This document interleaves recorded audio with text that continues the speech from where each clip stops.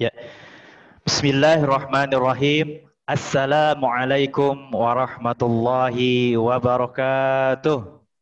Waalaikumsalam Waalaikumsalam warahmatullahi wabarakatuh. Alhamdulillahirabbil alamin. Alhamdulillahilladzi ja'alana lil muta'allimin wa afhamna min ulumil ulama'ir rasyikhin. Asyhadu an la ilaha illallah wahdahu la syarikalah wa asyhadu anna Muhammadan abduhu wa rasuluhu la nabiyya wa la rasula ba'dah amma ba'du. Ya, marilah kita awali pembelajaran PPKN sebagai penguatan keimanan kita, penguatan sakopah keislaman kita dengan mengucapkan basmalah bersama-sama. Bismillahirrahmanirrahim.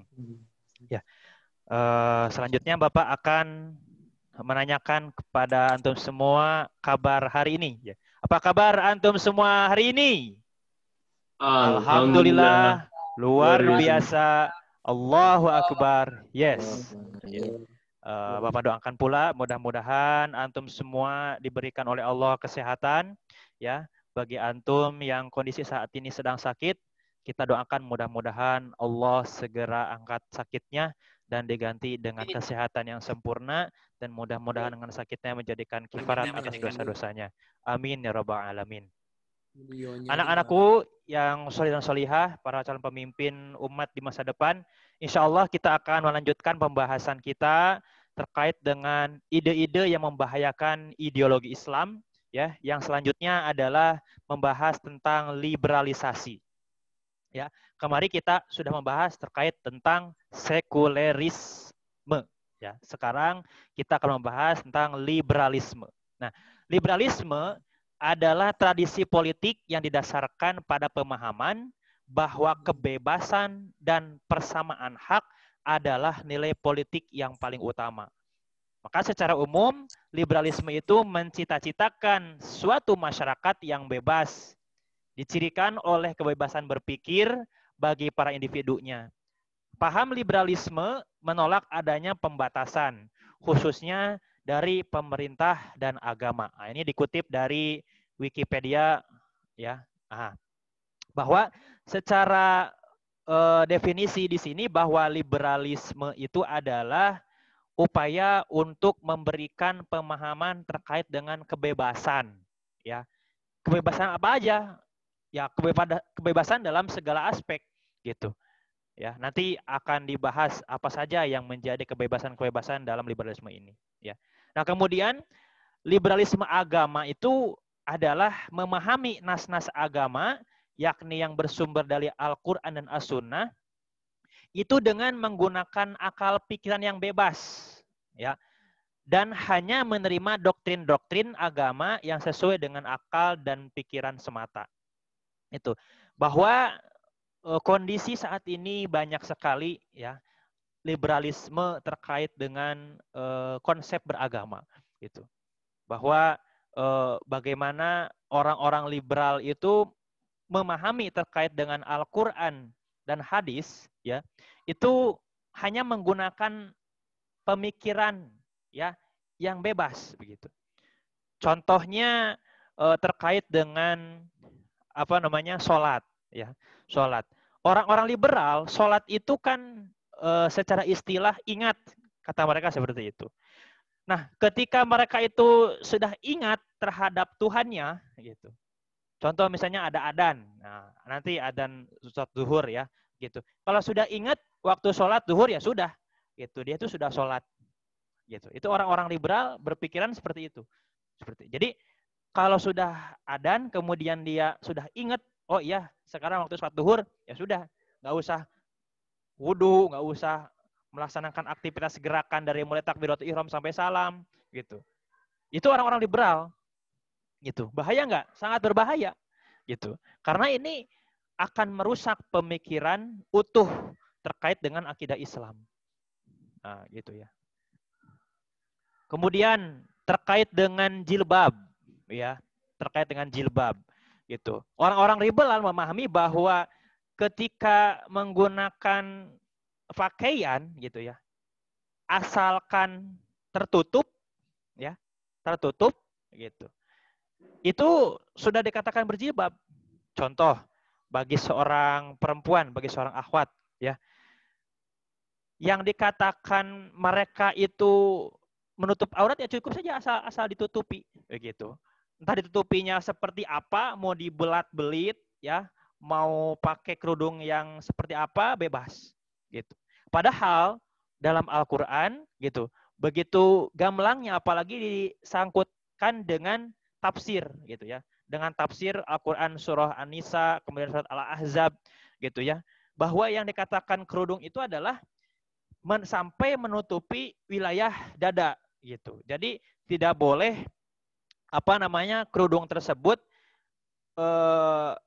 menyitak gitu ya, menyitak bagian tubuh apalagi tidak sampai kepada bagian dada gitu. Itu terkait dengan kerudung. Begitu. Bagi orang-orang liberal ya, itu bebas-bebas saja begitu. Bahkan tidak dikerudung pun mereka ya bebas saja gitu. Karena mereka memiliki pandangan bahwa Al-Qur'an dan hadis itu dipahami secara bebas ya oleh akal pikiran manusia gitu. Nah, kemudian di sini ada agenda liberalisasi ya. Yaitu menjadikan masyarakat bebas dengan bertumpu pada 4 pilar kebebasan. Nah, di sini ya yang harus antum pahami bahwa kebebasan di sini apa saja? Yang pertama ada hurriyatul aqidah. Yang pertama adalah kebebasan beragama. Gitu, kebebasan beragama. Mau pindah agama sehari 2 agama, misalnya sehari 3 agama bebas.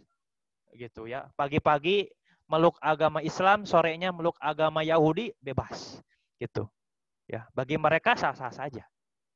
Gitu. Padahal bagi kaum muslimin, bagi umat Islam gitu.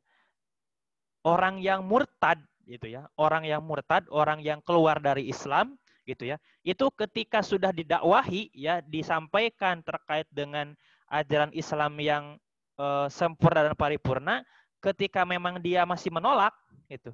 Maka dalam Islam halal darahnya. Gitu. Orang murtad gitu. Orang murtad itu halal darahnya. Kenapa? Karena ketika orang tersebut murtad keluar dari Islam, bisa jadi mereka itu berupaya untuk memurtadkan siapa? Masyarakat yang lain supaya keluar dari Islam. Gitu. Ya, bahaya ini. Gitu. Maka orang murtad itu halal darahnya, gitu. Nah, maka dalam Islam itu dikasih jangka waktu 3 hari gitu. Untuk apa? Untuk memberikan suatu pemahaman ulang gitu. Bagaimana kenapa dia sampai bisa murtad keluar dari Islam gitu. Kemudian yang kedua adalah hurriyatur ra'yu, kebebasan berpendapat gitu. Orang-orang liberal ya memiliki cara pandang, cara berpikir ya yang bebas gitu. Mau menyampaikan pendapat seperti apa saja terkait dengan fakta itu terserah mereka. Gitu. Tidak ada panduan yang jelas gitu. Ketika menurut pemikiran mereka benar, ya sah-sah saja gitu. Walaupun bertentangan dengan patokan Al-Qur'an dan hadis. Itu bagi orang-orang liberal. Yang ketiga ada hurriyatus syakhsiyah, kebebasan berperilaku. Nah, gitu. Nah, maka ketika ada orang-orang yang senantiasa memiliki kebebasan berperilaku, ya bisa jadi itu pemahamannya pemahaman liberal itu. Walaupun pengakuannya adalah Islam. Gitu ya. Bisa jadi Islamnya Islam liberal. Gitu. Kenapa? Karena mereka ini punya agenda gitu. Punya agenda yang sangat dahsyat, yaitu adalah memberikan pemahaman kebebasan yang sebebas-bebasnya terkait dengan perilaku manusia. Itu. Kemarin ya manusia mau berpacaran sekalipun, mau berzina sekalipun, mau mencuri, mau segala pun bebas gitu ya. Mau berinteraksi, mau suka sesama jenis pun bebas gitu. Asalkan tidak mengganggu gitu. Justru pertanyaannya karena mereka itu melakukan kebebasan, itu akan mengganggu terkait dengan aktivitas orang-orang yang senantiasa bersikukuh dengan pemahaman Islam yang sempurna. Gitu. Kemudian yang keempat adalah hurriyatul milkiyah, kebebasan kepemilikan. Gitu. Justru dalam Islam itu kepemilikan itu diatur, ya begitu. Ada kepemilikan umum, begitu ya, gitu. Maka dalam Islam itu ada kaum muslimin itu berserikat dalam 3 hal, ya. Yang pertama sumber daya air, ya, kemudian padang rumput, kemudian sumber tambang, gitu. Nah, itu semua adalah milik umat, gitu. Nah, kondisi saat ini yang 3 hal tersebut itu dikuasai oleh orang-orang pemilik modal atau disebut dengan orang-orang kapitalis, seperti orang-orang yang memiliki modal, gitu. Padahal justru itu semua adalah milik umat, gitu, seperti itu. Tidak boleh dikuasai oleh individu ataupun bahkan asing, gitu. Haram hukum, gitu. Maka bagi orang-orang liberal kepemilikan itu bebas, termasuk pasangan mereka, begitu. Ada istilah bojomu bojoku, gitu ya. Istrimu istriku juga, gitu. Itu. Kemudian istriku istrimu juga. Wah, ini bahaya, gitu. Bagi mereka orang liberal ya sah-sah saja, gitu. Yang penting suka sama suka, gitu. Kemudian tidak ada unsur keterpaksaan, ya silahkan saja. Nah, ketika hal ini sudah merasuk kepada pemikiran umat Islam, apalagi kepada generasi umat Islam saat ini, nah ini yang memberikan suatu kebahayaan, gitu ya. Nah, liberalisasi juga terdapat dalam beberapa sektor. Yang pertama sektor politik, kemudian hukum, pemerintahan, pendidikan, ekonomi, kesehatan, sosial, budaya, dan sebagainya. Ini semua sudah terjadi faktanya, gitu ya. Liberalisasi dari segi pendidikan sudah jelas, gitu ya. Bagaimana sekarang pendidikan agama itu akan senantiasa disingkirkan, ya, disingkirkan. Apalagi kalau antum mengetahui bagaimana pemahaman, ya, materi ajar terkait dengan bagian dari fikih, ya, yaitu khilafah, ya, sistem pemerintahan Islam, yang mana itu semua adalah bagian dari kajian fikih, ya, bukunya sudah jelas, diterbitkan pula oleh para ulama, juga Kementerian Agama, gitu. Tapi ternyata mereka sangat ketakutan terkait dengan materi ajar khilafah ini. Mereka akan ingin digeserkan dari fikih menuju kepada sejarah. Nah, ketika dibahas tentang sejarah pun mereka masih ketakutan terkait dengan khilafah ini, sehingga mereka itu bukan karena ketakutannya itu, tapi mereka tidak ingin adanya sistem atau konsep pemerintahan Islam itu diajarkan, baik itu di sistem masuk ke dalam kajian fikih ataupun dalam kajian sejarah. Intinya mereka tidak suka, gitu, tidak suka. Mau disisipkan di bagian manapun mereka tidak akan suka, gitu. Karena memang sudah jelas nas dalam Al-Quran, walang tardo angkal Yahudu walan nasoro hatta tatabi'a millatahum. Orang Yahudi Nasrani itu tidak akan ridho, tidak akan suka sampai kondisi mereka itu harus masuk ke dalam milah-milahnya mereka, gitu. Jadi dalam kondisi apapun, gitu, kita itu senantiasa dikejar-kejar, gitu. Nah, bagi kita, ya, harus senantiasa dikuatkan pemahaman kita, akidah kita, sakopah kita, gitu. Jika ini tidak dibongkar, gitu, maka kita akan kebablasan. Seolah-olah itu benar, gitu ya. Seolah-olah itu adalah bagian dari yang harus kita lakukan, gitu. Ya, ini sangat bahaya, gitu. Nah, kemudian kita akan melihat gerakan liberalisasi. Yang pertama, memunculkan tokoh-tokoh liberal yang diberi stempel cendekiawan muslim. Gitu ya. Jadi kalau antum sering nonton televisi, ya, sering nonton berita. Jadi kalau nonton televisi itu pilih-pilih, ya, pilih-pilih. Yang manfaat diambil, yang tidak manfaatnya ditinggalkan, tidak boleh ditonton. Apalagi kalau antum yang sering suka nonton film sinetron, ya, itu semua tipuan, ya. Film sinetron itu antum juga bisa bikin editing video, gitu ya, bisa, gitu, ya. Itu. Maka ketika antum nonton televisi itu silahkan tonton, tapi cari yang positif-positifnya. Pengajian-pengajian antum silahkan tonton begitu.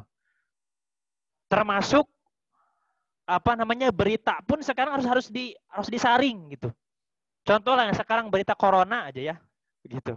Berita corona gitu. Banyak sekali media-media mainstream saat ini yang memutarbalikan fakta gitu. Dan sangat miris sekali gitu ya. Itu. Nah, maka kembali bahwa mereka itu akan memunculkan tokoh-tokoh liberal yang distempeli cendekiawan muslim. Kayak kemarin ya, Ulil Absor Abdallah, namanya kan Timur Tengah banget gitu ya. Itu, tapi pemikirnya sekuler gitu. Selain sekuler mereka juga liberal gitu. Nanti akan kita bahas siapa saja tokohnya. Kemudian memasukkan kurikulum liberal ke sektor pendidikan bahkan pesantren. Ya. Bagaimana kondisi saat ini kurikulum yang diberikan oleh sistem saat ini adalah memisahkan ya, sampai mencampur adukan ya, mencampur adukan pemahaman-pemahaman barat gitu, seolah-olah itu adalah dari Islam gitu. Banyak sekali gitu ya, banyak sekali. Bahkan masuk kepada pesantren-pesantren gitu ya. Pesantren-pesantren. Bahkan ada sekarang katanya sedang digodok undang-undang untuk mengatur terkait dengan kepesantrenan gitu. Pesantren itu harus senantiasa ada surat izin apa gitu ya, seperti itu untuk melegalkan pesantren tersebut. Ketika tidak, maka pesantren tersebut akan dibekukan. Itu. Pertanyaannya ada apa dengan itu semua? Kenapa yang dibidik pesantren? Seperti itu ya. Terus antum ngeh nggak sekarang? Kenapa dunia pendidikan sekarang dipersulit dengan adanya corona ya? Itu ngeh nggak? Kenapa kondisi di wilayah lain, contoh misalnya tentang perekonomian gitu ya, kemudian tentang wisata gitu. Apakah pemerintah itu sangat sebegitu ketatnya seperti hanya kepada dunia pendidikan? Gitu ya. Ternyata tidak gitu ya. Tapi kenapa ke dunia pendidikan itu selalu diawasi begitu ya, selalu diberikan dogma-dogma, doktrin-doktrin seperti itu. Padahal ya bagi kaum muslimin bahwa kondisi saat ini bisa disikapi dengan tetap menjaga kondisi kesehatan kita ya, kemudian kekuatan kita terhadap Allah Subhanahu wa taala, keimanan kita melaksanakan aktivitas ibadah yang lebih ditingkatkan lagi, itu sudah cukup gitu ya. Itu. Bahkan kata guru Padadan itu menyampaikan bahwa virus corona itu ketika dilantunkan membaca Al-Qur'an, dengan membaca Al-Qur'an, maka virus itu akan mengecil. Itu. Kata guru Padadan seperti itu. Virus itu ketika dibacakan Al-Qur'an itu mungkin berdasarkan terhadap penelitian mungkin ya, seperti itu, tidak semata-mata ada ungkapan seperti itu gitu. Sampai harus tidak boleh bersalaman gitu. Kemudian social distancing, sampai ke masjid pun pakai jarak seperti itu. Nah, ini semua ada apa gitu ya? Ada apa di balik itu semua gitu. Dan apakah ketika di dunia wisata ya, di dunia wisata seperti itu, apakah ada itu harus ketika renang jaga jarak gitu ya, gitu. Ketika di pasar ya harus jaga jarak, ada nggak? Nggak ada ya, seperti itu. Kan bisa aja gitu.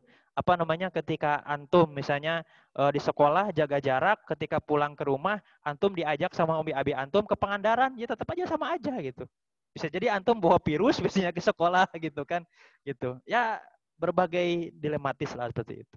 Ya, ini semua tidak lepas dari sistem politik yang bobrok saat ini.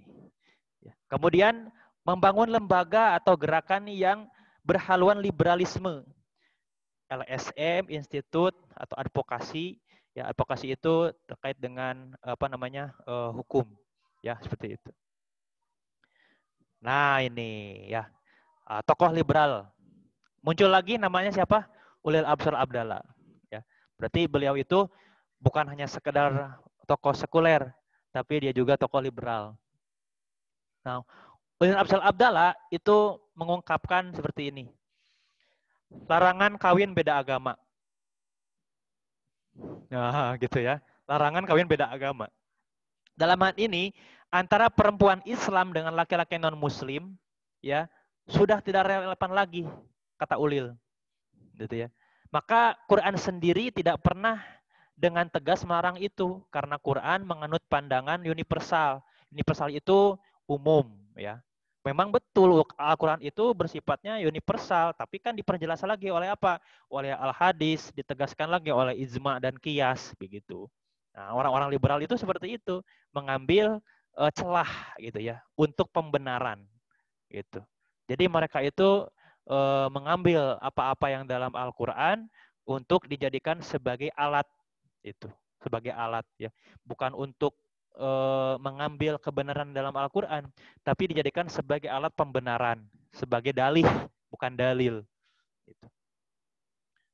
Ya, karena Al-Quran menganut pandangan universal tentang martabat manusia yang sederajat tanpa melihat perbedaan agama. Gitu. Segala produk hukum Islam klasik yang membedakan antara kedudukan orang Islam dan non-Muslim harus diamandemen berdasarkan prinsip kesederajatan universal dalam tataran kemanusiaan ini.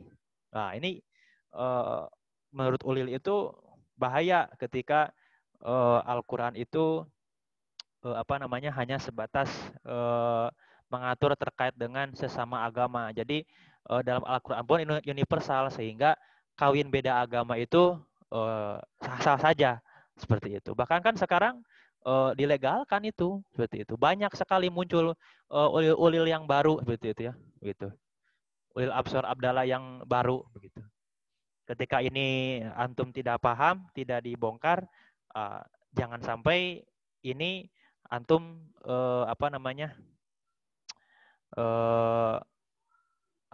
malah menjadikan suatu hal yang biasa-biasa saja. Padahal ini sangat berbahaya. Kemudian namanya ada lagi nih, Musdah Mulia. Nah, ini namanya itu, Musdah Mulia. Musdah Mulia ini dan timnya meluncurkan counter legal draft, ya. Kompilasi hukum Islam. Itu. Jadi perpaduan antara hukum-hukum Islam dengan hukum-hukum barat. Banyak ide-ide aneh yang tercantum dalam CLD kompilasi hukum Islam. Misalnya ide yang mengharamkan poligami. Gitu. Kalau sudah masalah poligami, biasanya para ibu-ibu atau kaum akhwat itu sensitif banget ya terkait dengan poligami. Seolah-olah poligami itu memberikan suatu hal yang sangat menyakiti hati seorang perempuan gitu. Padahal itu poligami itu bagian dari hukum syara gitu ya. Itu dalam Al-Qur'an sudah jelas, itu kan seperti itu. Nah, ketika menolak poligami berarti menolak hukum syara. Seperti hanya menolak khilafah gitu. Khilafah itu adalah bagian dari ajaran Islam dan poligami pun itu bagian dari ajaran Islam. Gitu. Bahaya ketika ada orang yang menolak poligami atau bahkan mengharamkan poligami. Ini adalah bagian dari propaganda orang-orang liberal. Gitu ya. Memberi masa idah bagi laki-laki, gitu ya. Masa idah bagi laki-laki. Masa idah itu adalah masanya menunggu setelah kondisi perceraian. Itulah intinya ya. Gitu. Justru kan kalau masa idah itu khusus bagi akhwat, bagi perempuan, bagi wanita, gitu. Seperti itu. Kalau dalam masa idah itu wanita itu tidak boleh ada yang melamar lah, istilahnya begitu ya. Kalau di sini ada Musdah Mulia itu memberikan konsep bahwa adanya masa idah bagi laki-laki. Gitu. Kemudian menghilangkan peran wali nikah bagi mempelai wanita dan sebagainya, banyak lagi. Justru ini sangat pemahaman yang sangat berbahaya gitu ya bagi generasi kaum muslimin saat ini. Ketika tidak dibongkar, tidak diberikan pemahaman, maka ini akan merusak pemahaman. Kemudian yang ketiga seorang lesbian yang bertakwa akan mulia di sisi Allah. Gitu. Saya yakin ini, kata siapa nih? Nah, juga ia mengatakan bahwa esensi ajaran agama adalah memanusiakan manusia, menghormati manusia, dan memuliakannya. Tidak peduli apapun ras, suku, warna kulit, jenis kelamin, status sosial, dan orientasi seksualnya. Bahkan tidak peduli apapun agamanya. Nah ini ya, jadi Musdah Mulia itu mengatakan bahwa seorang lesbian itu apa sih lesbian? Perempuan yang suka sama perempuan, gitu ya. Bahaya, gitu ya. Mungkin sekarang mah mungkin lebih kepada apa namanya LGBT ya, LGBT, lesbian, gay, apa LGB, bisek, T-nya transgender, gitu. Itu semakin ke sini ya, semakin ke sini semakin brutal. Ini adalah bagian dari peran-peran liberalisme. Nah, kemudian Musdah Mulia juga menyampaikan, menurut hemat saya, bukan hemat saya, hemat Pak Dadan, ini menurut hemat Musdah Mulia, gitu ya. Yang dilarang dalam teks-teks suci tersebut itu lebih tertuju pada perilaku seksualnya, bukan pada orientasi seksualnya. Mengapa? Sebab menjadi heteroseksual atau homoseksual, gay dan lesbi. Wah, ini masih nyambung ya. Mereka juga memang lebih mendukung terhadap adanya LGBT ya, udahlah seperti itu. Nah, kemudian yang ketiga, kemarin kan sekularisme, yang kedua kemudian liberalisme, yang ketiga pluralisme. Apa? Pluralisme. Nah, pluralisme itu adalah suatu paham yang mengajarkan bahwa semua agama adalah sama. Dan karenanya kebenaran setiap agama adalah relatif. Oleh sebab itu, setiap pemeluk agama tidak boleh mengklaim bahwa hanya agamanya saja yang benar, sedangkan agama yang lain salah. Gitu. Kemudian pluralisme agama juga mengajarkan bahwa semua pemeluk agama akan masuk dan hidup berdampingan di surga. Ya. Aduh, ini mana? Nah, ini pluralisme. Jadi mereka itu menganggap bahwa semua agama itu sama, gitu, sama. Padahal mereka lupa bahwa dalam Al-Quran disampaikan inna dina indallahil Islam. Inna dina sesungguhnya agama yang diridhai oleh Allah inna dina indallahil Islam. Sesungguhnya agama yang diridhai oleh Allah hanyalah Islam. Gitu. Kemudian kan dipertegas lagi oleh dalam Al-Qur'an, masih dalam Al-Qur'an. Kan begitu. Wa may yabtaghi ghairal islami dinan fala yuqbala minhu fa huwa fil akhirati minal khasirin. Itu. Barang siapa yang mengambil segala sesuatunya selain dari Islam, itu, maka fala yuqbala minhu akan tertolak. Gitu, akan tertolak dalam arti tidak diterima oleh Allah Subhanahu wa taala. Jadi siapa saja yang mengambil bukan dari agama Islam, ya, maka akan tertolak. Gitu. Kemudian di akhirat akan rugi. Gitu.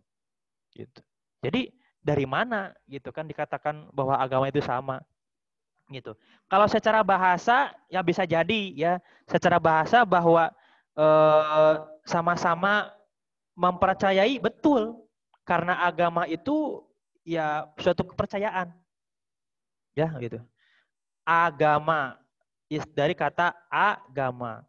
Berarti A itu tidak, gama kacau. Jadi tidak kacau. Setiap orang yang memeluk agama hidupnya tidak akan kacau, betul. Gitu.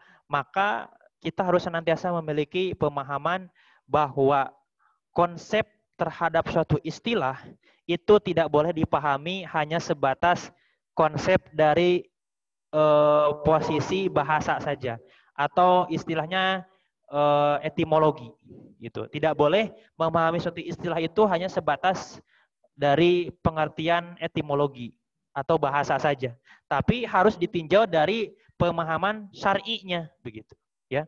Pemahaman syar'inya. Ya, tidak boleh suatu istilah itu, contoh sholat. Ya, contoh sholat. Sholat itu secara bahasa artinya berdoa. Berdoa itu. Berarti kalau orang-orang ketika memahami bahwa sholat itu berdoa, berarti kalau misalnya begini, Allahumma barik lana fima razaqtana wa qina adzabannar. Berarti itu udah sholat. Betul nggak? Betul secara bahasa. Karena kata bahasa, sholat itu artinya berdoa. Gitu. Tapi kan tidak hanya itu, gitu. Tidak hanya makna lugawi, tidak hanya makna etimologi, tapi harus ada makna syar'i. Secara syar'i, makna syar'i itu adalah aktivitas, ucapan, perbuatan, nah gitu kan, yang diawali dengan takbiratul ihram dan diakhiri dengan salam, gitu. Yang diikuti dengan rukun dan syarat sah sholat. Itu sholat pengertian secara syar'i. Itu aktivitas ucapan dan perbuatan yang diawali dengan takbiratul ihram dan diakhiri dengan salam yang memiliki syarat dan rukun tertentu. Gitu. Maka tidak bisa dikatakan bahwa sholat itu hanya sebatas doa. Gitu. Walaupun memang dalam sholat itu dari mulai takbiratul ihram sampai salam itu ada doa. Itu banyak sekali memanjatkan doa, tapi tidak setiap doa itu adalah sholat. Nah, gitu. Nah, gitu ya. Kemudian pluralitas. Nah, antum senantiasa membedakan mana pluralisme, mana pluralitas. Itu, ya. Kalau pluralisme itu adalah pahamnya, idenya, ya, gitu. Kalau pluralitas adalah sebuah kenyataan bahwa di negara atau daerah tertentu terdapat berbagai pemeluk agama yang hidup secara berdampingan. Betul. Gitu. Indonesia itu pluralitas. Gitu kan? Ada agama Islam, apalagi? Hindu, Buddha, Katolik, Konghucu, gitu ya. Kristen, ada Kristen Katolik, ada Kristen Protestan. Protestan. Katolik Protestan. Ya, gitu. Itu pluralitas begitu, ya.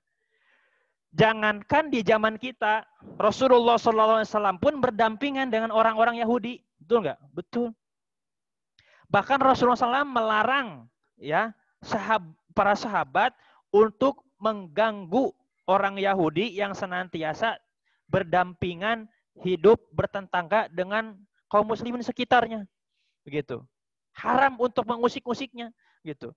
Bahkan kondisinya harus dijaga aman.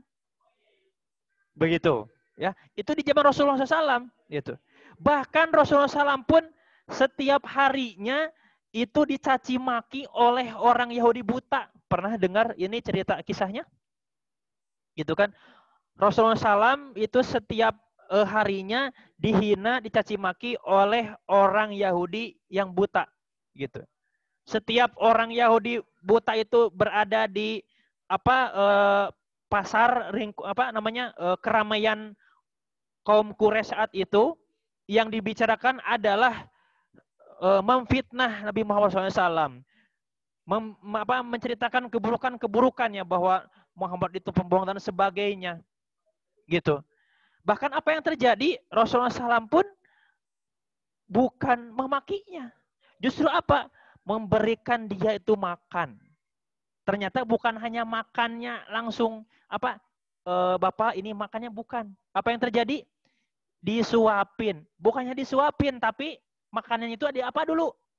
Dilembutkan dulu oleh Rasulullah SAW. Bonceng suara nama dibeweng.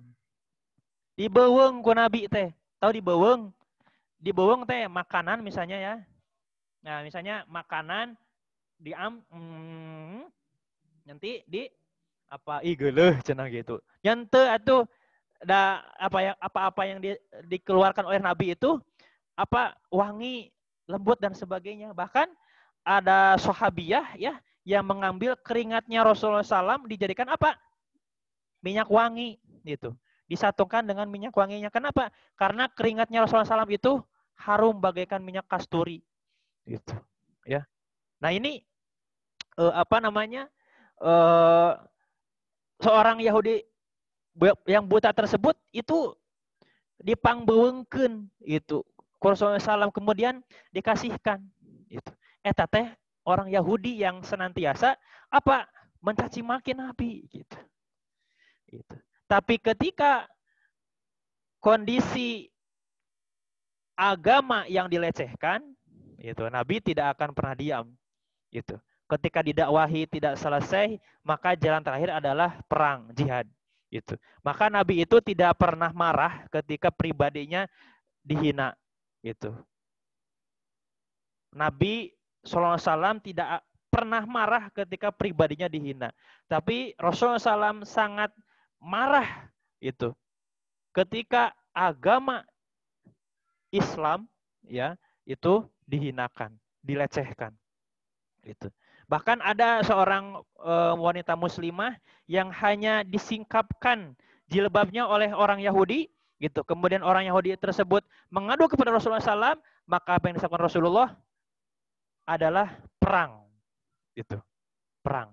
Hanya sebatas diheureyan ke orang Yahudi, gitu, disingkapkan jilbabnya, itu. Maka hanya dengan satu kata perang, jihad, gitu. Karena ini melecehkan, gitu, melecehkan. Gitu. Maka harus dibedakan kelembutan Rasulullah SAW terkait dengan kepribadiannya, juga ketegasan Rasulullah SAW terhadap musuh-musuh Islam. Gitu ya. Nah, ini aktivitas pluralisme, adanya dialog antar umat beragama. Ya, dialog antar umat beragama. Kemudian adanya doa bersama antar umat beragama. Antum mungkin langsung teng kepada satu ormas, ya nggak usah disebutin ya, gitu. Ini mereka mungkin menganggapnya itu adalah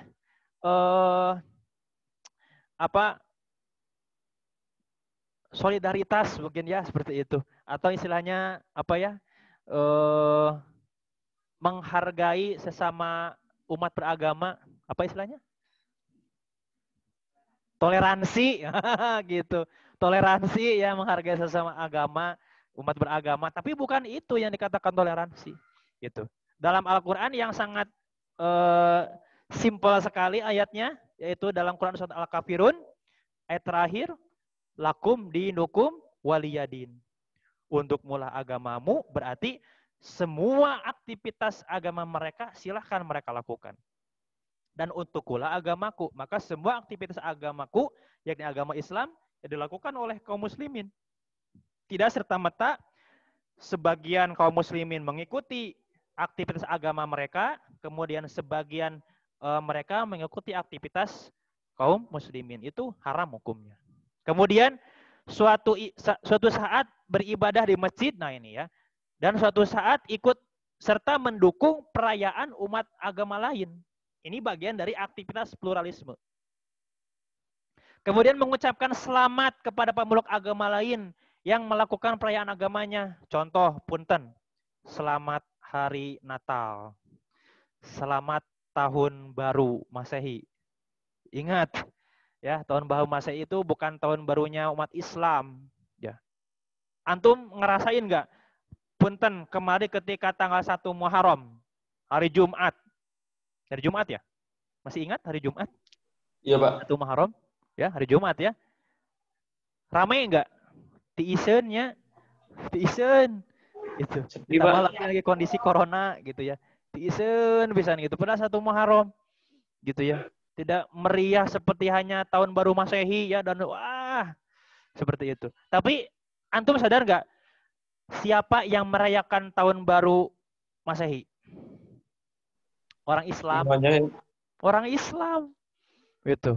Orang-orangnya mereka itu nggak usah capek-capek harus memeriahkan dan sebagainya, tuh orang Islam guys nawan geus pangarayakeun gitu. Itu padahal itu tahun barunya mereka gitu ya. Maka umat Islam saat ini masih banyak yang belum sadar gitu bahwa perayaan-perayaan itu adalah bagian dari budaya pluralisme ini, seperti itu. Bahkan dalam Al-Quran itu sudah jelas ya begitu. Tidak boleh ya tasyabuh ya, tasyabuh ya seperti itu. Bang tasabbaha biqaumin fahuwa minhum. Barang siapa yang mengikuti kondisi budaya seseorang ataupun budaya suatu agama ya, maka mereka adalah bagian dari kelompoknya, bagian dari kaumnya, seperti itu. Bahaya ini, seperti itu. Bagi antum-antum nih yang ahwat, yang masih suka film Korea, ya lagu-lagu K-pop, lagu-lagu barat yang senantiasa menjurus kepada konsep Yahudisme, ya, Yahudisasi, bahaya itu. Ya, segeralah untuk berhijrah, beralih pemikirannya, ya, seperti itu. Kemudian mengikut sertakan pemeluk agama lain dalam aktivitas khas Muslim. Contoh misalnya dalam perayaan apa ya, Muharraman gitu. Orang-orang orang-orang Kristen, mari kita rayakan tahun baru Islam. Gitu ya. Itu kacau lah pokok namanya gitu. Antum sudah pernah lihat kan gitu. Ada sholawatan di gereja ya begitu. Maaf, punten, bukan pada mendiskreditkan, tapi ini bagian dari fakta. Ya, fakta apa? Fakta pluralisme. Ya, seperti itu. Fakta toleransi yang kebablasan. Dan itu tidak boleh untuk dilakukan. Nah, di sini yang terakhir, agenda pluralisme menjadikan masyarakat muslim yang inklusif dalam segala hal, terutama akidah dan ibadah. Jadi kaum muslimin itu bebas, mau berakidah, mau beribadah itu campurlah gitu, untuk puguh gitu, seperti itu. Bahkan ini mungkin ketika antum sudah kuliah, ini akan antum rasakan nanti. Antum sudah kuliah, antum masuk kepada pergerakan mahasiswa, nah hati-hati ya. Padahal titip kepada antum semua. Ya, kalau nanti antum mau kuliah, pilihlah pergerakan mahasiswa yang lurus gitu. Karena di mahasiswa itu aktivitas pergerakannya bebas gitu ya. Kalau kita tidak punya frame ya, akidah yang kuat, pemahaman sakopa Islam yang kuat, kita akan terbawa arus. Gitu ya, akan terbawa arus. Itu. Maka pilihlah pergerakan mahasiswa yang lurus, yang memiliki sakopa pemahaman Islam yang kuat, akidah Islam yang kuat gitu ya. Kemudian kaum muslim meyakini bahwa Islam bukanlah satu-satunya agama yang benar dan paling benar. Nah, ini agenda pluralisme gitu. Jadi semua agama itu sama gitu. Maka padahal ingin menyampaikan clue-nya bahwa semua agama itu menyampaikan kebenaran. Menyampaikan kebaikan, maaf ya. Clue-nya begitu. Semua agama itu akan menyampaikan kebaikan. Tetapi agama yang benar itu hanyalah Islam. Itu. Semua agama itu pasti akan menyampaikan kebaikan. Itu. Semua agama. Islam, Yahudi, Nasrani, Katolik dan sebagainya pasti akan menyampaikan kebaikan. Itu. Maka kenapa orang-orang Kristen pang berehana, pang bagerna gitu ya. Seperti karena upaya kenapa? Karena mereka pun ada upaya untuk apa? Untuk infak muncak orang mah, muncak umat Islam mah. Gitu. Ya. Sok. Umat Islam mah kadang mau ngasih kepada seseorang itu hitung-hitungan gitu. Mereka mah tidak gitu. Bro-broan. Bahkan kalau dalam kondisi lebaran. Nah, lebaran Idul Fitri sok. Banyak itu sembako dari orang-orang Kristen kepada orang-orang muslim. Itu fakta itu. Itu fakta. Selamat Hari Raya Idul Fitri. Wah, parsel nate melebihi parselnya umat Islam. Sok. Wah, segala ayah bukan parsel nate. Bener tak? Sok. Antum mungkin pernah lihat gitu. Wah, ini parsel bagus banget gitu. Ternyata pas dibaca selamat Hari Raya Idul Fitri, haleluya. Weh. Itu ya banyak itu. Jangankan di sana nih tetangga Insan Tama ya. Insan Tama itu kan dekat dengan masjid, dekat dengan gereja. Ya, itu banyak sekali aktivitas seperti itu. Ya, seperti itu banyak sekali. Ya, fakta seperti itu ya. Nah, bagi orang-orang pluralisme, orang-orang yang punya cara berpikirnya seperti ini, ya biasa-biasa saja. Seperti itu. Ya. Kemudian kaum muslim meyakini bahwa Islam bukanlah satu-satunya agama yang benar dan paling benar. Seperti itu. Ini agenda mereka. Yang ketiga, kaum muslim meyakini bahwa kebenaran bisa datang dari ide, paham, atau agama manapun, bahkan dari orang Yahudi sekalipun. Nah, ini bahaya. Justru benar itu datangnya dari Allah Subhanahu wa taala. Gitu. Al-haqqu mir rabbik, gitu. Bahwa hak itu adalah datangnya dari Allah Subhanahu wa taala, bukan dari manusia, bukan. Gitu. Karena ro'yu itu pemikiran, ya. Ro'yu itu akal manusia itu terbatas. Ya. Jadi ketika orang berpikir itu taraf berpikirnya akan terbatas. Gitu. Ya. Maka kenapa ada orang-orang yang memahami bahwa Tuhan itu tidak ada, gitu, karena pemahaman yang terbatas, gitu. Mereka tidak meyakini adanya Allah Subhanahu wa taala, adanya Sang Pencipta dan Pengatur, gitu. Maka ini berbahaya, gitu. Ya, justru yang benar itu hanyalah dalam Islam, gitu. Tetapi memang tidak dipungkiri bahwa semua agama itu mengajarkan terhadap kebaikan, ya, bukan kebenaran, gitu, ya. Karena yang benar itu hanya dalam Islam, gitu. Semua aktivitasnya dari mulai bangun tidur sampai tidur lagi, gitu. Dari mulai masuk WC, ya, sampai masuk surga, gitu, ya. Dari mulai bangun rumah tangga, itu ya, sampai bangun negara, gitu, ya, seperti itu. Nah, ini tokoh-tokohnya banyak, ya. Gunawan Muhammad, aduh namanya Muhammad lagi, tapi bukan Muhammad Rafa, sama Muhammad Nabil, ya. Gunawan Muhammad, ini tahun 2006 menerima penghargaan dan David Prize. Nah, itu, ya. Kemudian salah satu pendiri Yayasan Tifa, sebuah LSM, Yusaid. Nah, ini kalau antum dengar kata Yusaid, nah sudahlah jelas itu adalah agenda pluralisme, gitu aja, ya. Kalau ada kata-kata Yusaid, nah itu sudahlah, itu, ya. Guntur Romli. Nah, Guntur Romli, antum tahu ya Guntur Romli, ya. Ceklah di Google Guntur Romli siapa, ya. Malah segerombolan orang-orang murka terhadap pluralisme dan menjadikannya sebagai kata kotor. Tidak sedikit tokoh-tokoh muslim yang saat ini mendapat berkah dari demokrasi. Nah, ini kata mereka. Namun mengutuk perayaan keagama lain atas dalih perbedaan keimanan. Nah, gitu. Ini lagi Ulil Absar Abdallah nih yang di bawah. Semua agama adalah sama, semuanya menuju jalan kebenaran. Jadi Islam bukan paling benar. Nah, Ulil Absar Abdallah ini. Itu, ya, sudah. Insya Allah untuk pertemuan besok kita akan membahas tentang demokrasi. Nah, ya, kita akan membahas tentang demokrasi. Ya, itu saja yang bisa kita kaji pada kesempatan ini. Mudah-mudahan ada manfaatnya. Ini sebagai penguatan sakopah kita, ya, sebagai penguatan, karena di sini juga dibahas tentang ideologi, ada, ya, ideologi. Maka Bapak akan memberikan materi tambahan, ide apa saja yang akan membahayakan terhadap ideologi Islam. Begitu, ya. Itu saja yang bisa Bapak sampaikan. Terima kasih. Wassalamualaikum warahmatullahi wabarakatuh. Waalaikumsalam.